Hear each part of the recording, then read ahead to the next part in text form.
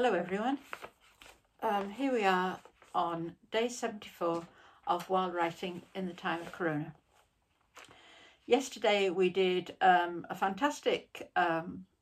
had some fantastic responses to our workshop on numbers, and today's is taking a theme, and the theme today is a conversation.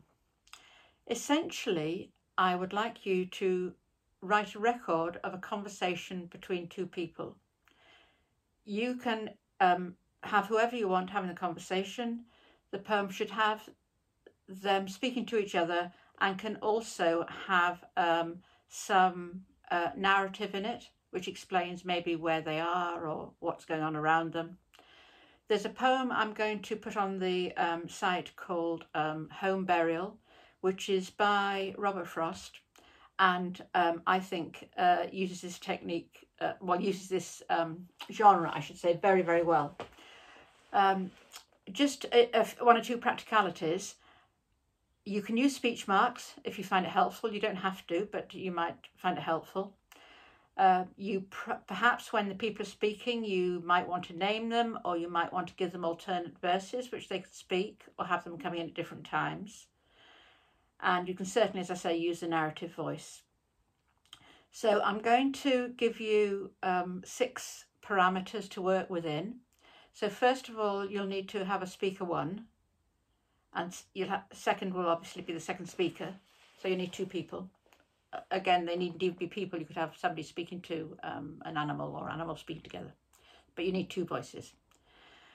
The third one is, can you imagine where they are, where they're located? They don't have to be the same location, I guess. They could be separate locations. For example, you could do this as a phone call. The fourth one is the subject which they're going to speak on.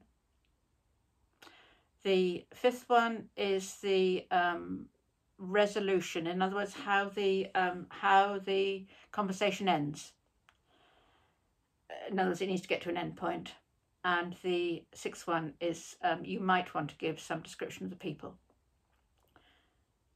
I think it's going to be very hard to do this in rhyme. If you wanted to use rhyme, and some of you I know like to, then I suggest you have that in the narrative part of it.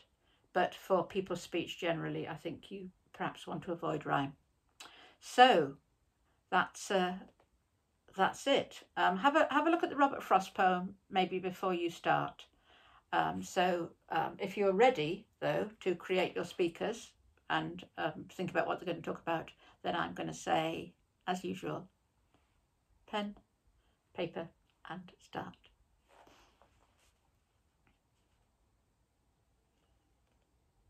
Welcome back, and well done for writing a poem that I think will be a conversation.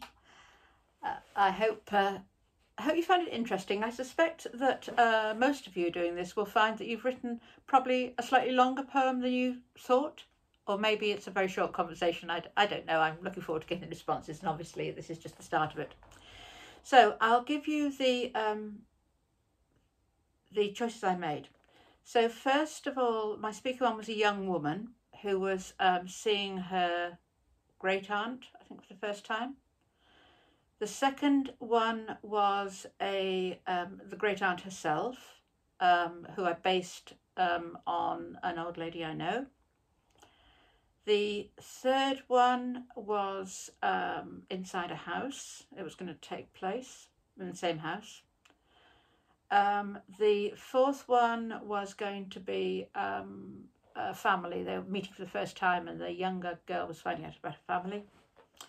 And the description of the people, I didn't particularly work that hard on those, because I didn't think that was going to be, I didn't have anything that was really to my mind. Although I did actually, having said that, I did have models of the people that I was going to base it on. So those are my choices, and this is my poem, which is relatively long.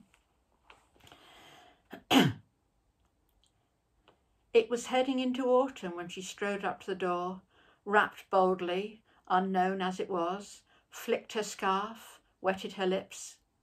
She was feeling strong, excited even, as the thick wooden door slowly revealed a tiny woman, frail but erect, just very small. her eyes smiling through tinted glasses. "Well, look at you," in a long Canadian drawl. "I can't believe you're here." Once inside, they held each other. The younger woman, like a shielding tower of love, wrapped her tiny aunt into her frame. They smelt each other, felt the warmth of those who have never touched before, but know it is their past which heats their hearts. "Tell me about my granddad. I so wish I'd met him." "Tell you? Can I tell you already? He was Mr. Handsome. He was always there with his slick back hair. Never wanted to work in the shop. Not him. Mr. Bookworm, Mr. Traveller. Here's a photograph of us on Yonge Street. Yes, that's our house. Was that a house? That was some house. You know what our pop did? Can I ever tell you that story? Look.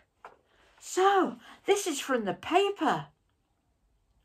Her veiny little hands pick up a cutting from the album, press across the creases like she was patting down a winding sheet.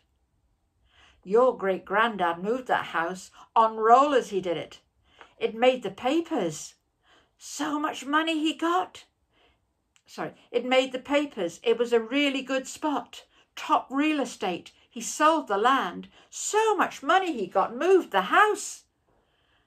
"That was your granddad's room, way up the back, up that old fire escape. I loved that house. But then, what can you do, eh?" Holding hands now, the two women sit as the day passes. They talk and fill their time, as if tying up sacks of treasure to carry away with those who'll be the next in line. Sunlight glints on the swimming pool. Unused, it waits. A mirror for the sky. Can I go in? Is that okay? Oh, Faye, she wants to be a swimmer.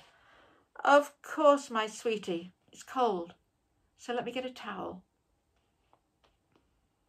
She dives, sleek, free, into the past she's only glimpsed before, comes up at the far end of the pool, smiles, opens her eyes, waves at her great aunt, who's beaming like the sun itself, turns, takes a big breath in, returns to kiss those tiny feet.